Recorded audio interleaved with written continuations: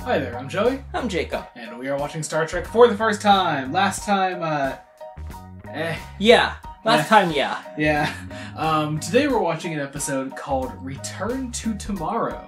Return? Is this another time travel episode? Okay, now, I've been very excited about this title. I could be totally wrong, but it sounds like a sequel title to Tomorrow is Yesterday, doesn't it? It does. It very much does. No, I mean, it just sounds like a time travel episode kind of period. It could be completely setting ourselves up for disappointment. But I'm gonna hold on to this hope for now. Knowing Star Trek, if it's a time travel episode, we'll pretty much get that out of the gate. Yeah. So, alright, I guess we'll find out. We're going to get into post-episode thoughts in a second. Be sure to join us then. We are about to watch Return to Tomorrow! I really, really liked that. It was a good episode. That was really cool. Not at all what we thought it was gonna be. Like, it's such a sharp left turn from our thoughts. Yeah. I mean, I'm not complaining. I mean, I think a Tomorrow is Yesterday sequel would be cool, but this is probably cooler, to be honest. It's a much more high-concept episode. Yeah. It's a story about higher consciousness. It is. But in all seriousness, it actually is, though. Yeah, it actually is. Yeah, I really like this. I love the idea of, I can't think of what their names were, like the race, but like I liked Sargon, Talisa, and Henoch. Like I thought they were all like really, really cool characters. Mm-hmm. The whole idea behind them being that like their civilization evolved so much they came to think of themselves as gods, and they transferred their consciousnesses into these things. Into like little like moon shaped they called them receptacles. Like they were kept inside these white balls after they destroyed their own planet. Yeah. So they were kept on the ship for thousands of years until they were found. Until they found the Enterprise, and they brought Kirk, Spock, McCoy, and one Doctor and Mulhall onto this ship. Her involvement in the episode is really interesting because it does kind of come out of nowhere. Because the idea being that, like, okay, I guess they like chose her at first to be like the mate with Kirk, so that they could continue. The whole thing is they want to transfer their consciousness into Kirk and Mulhall, so that they could keep their race going and have them survive. Right. And build robots essentially, but like they chose a female because two of them are married. Yeah. But the whole thing is that like it's I think that's kind of weird though, because like. They bring them onto the Enterprise anyway. They didn't really need Mulhall to come for that initial meeting. I guess not. But she's really cool. I really like Mulhall as a character. Mm-hmm. Yeah, she's great. I do like the moment like really early on when they're gonna go to meet with Sargon, and they have like a bunch of like red shirts with them, and he only takes Spock, McCoy, Kirk, and Mulhall, and I'm like, oh, the red shirts are saved. The Sargon saved the red shirts. I already like this guy. Right, already a hero. But it's really interesting because like Kirk becomes like really fascinated with this idea, and he's totally on board with Sargon and all of them. So that like he wants to help them. He's like, let's do this. He's like, so what's the deal here? They take our bodies for like an hour or two at a time, and they build robots for themselves. Mm-hmm. I didn't have any major physical effects, so there's no real downside. Yeah. And so I really liked that idea. And Kirk gives really nice and like impassioned speech about it too. That I thought was one of the best moments of the episode. In an episode full of really great moments, I think. Yeah, absolutely loved that. And the speech, like, because Spock is the most like skeptical at first, but like this really wins. Not Spock. McCoy is skeptical. Most skeptical, and that like wins McCoy over. Which I found a really interesting moment, in a speech that makes sense because like Spock is on board because it makes sense. You're just helping out this race. Right, it's a logical outcome. Yeah, but for McCoy, it takes a lot more convincing, and I really did believe that moment that like Kirk was truly appealing to McCoy's better nature. Right. I thought that was really. He awesome. points out that no advancement, regardless of what it is, doesn't come without risk. Yeah. With a lot of appeals to his own job, his own field of application. Yeah.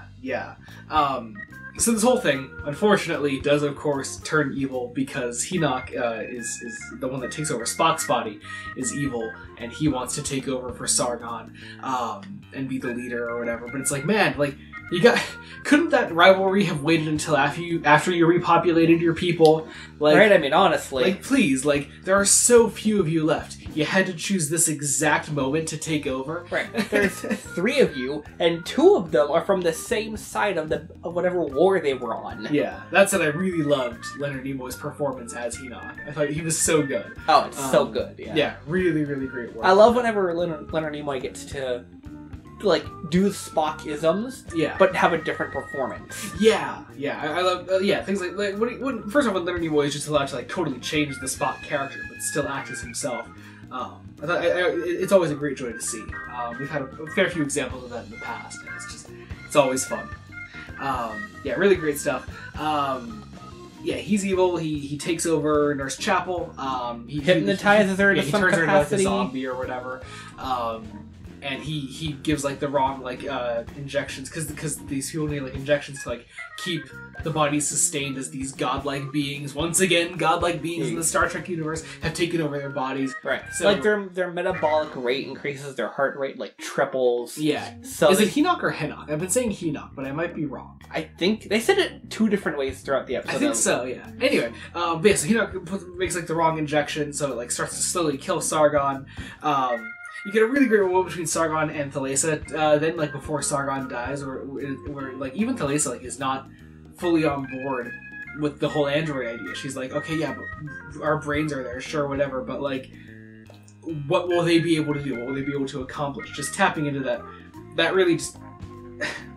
I don't want to say high concept because all you're really doing is just commenting on the curse of immortality. Sure. And I mean, because if you could live forever inside a ball, is it worth it? Yeah, and that's what that whole and all she's pointing out is they're a ball just has legs and arms. Yeah, and it makes the end of the episode all the better when Sargon and Thalassa accept oblivion together. Mm-hmm. I thought that just fucking beautiful stuff. I absolutely loved that. Thought it was fucking awesome.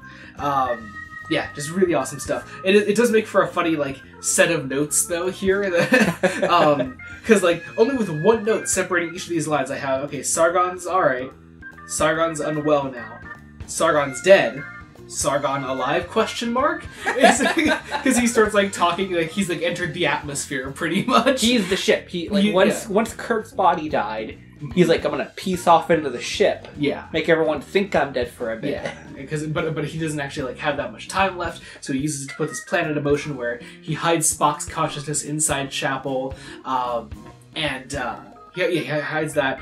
He destroys the receptacles and frees Mulhall, so she's there with him in the ship, as they don't have much time left still.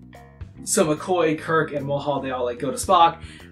First off, weirdly weird opening to that scene. There's her just like screaming at the camera, right? And then Spock, as Enoch, sits down and he turns to Sulu and he's like, "Do I have to do the same to you or whatever?" And it's like, what did you do? I have no clue what you did. You clearly didn't physically harm her. I don't know what you could do mentally without leaving Spock's body. What the fuck just happened? But it's not important as in the end, of course. But whatever.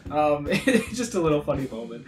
But also, I mean, Sulu's in this episode. We haven't seen Sulu in a really long time. He's got a minimal role, sure, but I just like seeing him. I just like seeing him. I just want more George Takei. He's finally back from drinking his alcoholic drinks on a beach somewhere. Exactly. Yeah, he's off to having his adventures.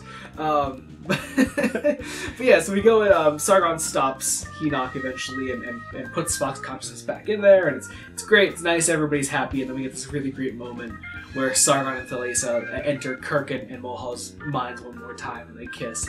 And they leave mid-kiss. Yeah, and it's just a really beautiful moment. I really fucking loved that. I was thinking about specifically why they didn't leave until after that, then I realized the last physical sensation those two are going to have is them embracing each other. Yeah, just, fucking beautiful. Love it, love it, love it. I did also thank this episode in the scene where scene where Mulhall is talking to McCoy about permanently staying when Thalassa is talking to McCoy, talking about staying in Mulhall's body. And she's like, listen, I won't say anything. Yeah. You don't say anything. And McCoy's like, oh, well, we can't do that because like, the woman that you're in has no choice in the matter. I'm like, thank you for not being Metamorphosis. Thank you. It means a lot. That's a weird decision Metamorphosis made. It really is. But yeah, I guess that about does it. Also, we get a nice little like Spock Chapel ship moment at the end there, where Chapel's like, "Oh, Spock's consciousness was inside, so our consciousnesses shared a space together." I'm like, "Ooh, there you go." That is the most saucy that relationship will ever get. I mean, hey, who knows? Maybe they do something more with that later. I don't know. But yeah, that was Return to Tomorrow. That was fucking awesome. It was a really fun episode. Like, I don't know. I liked it. We've had really good episodes recently, like the Immunity Syndrome, but that's really like big, high concept sci-fi that's like, okay, it's really heavy. There's a piece of the action which is just good fun. I think this is just my ideal kind of mix tonally for a Star Trek episode. I really, really love this thing. This was fucking awesome. Probably one of the best of season 2 in my opinion. It's definitely up there. It doesn't appear on any of our lists that we've been covering or anything, but I think it should be because it's really good. If nothing else, beyond the super contrarian. The Den of Geek one. Yeah, yeah. Be like Den of Geek. But whatever. That was Return Tomorrow. Thank you all so much for watching. Be sure to join us next week when we continue Star Trek the Original Series. Until then, this has been Joey Morgan. I'm Jacob. Goodbye.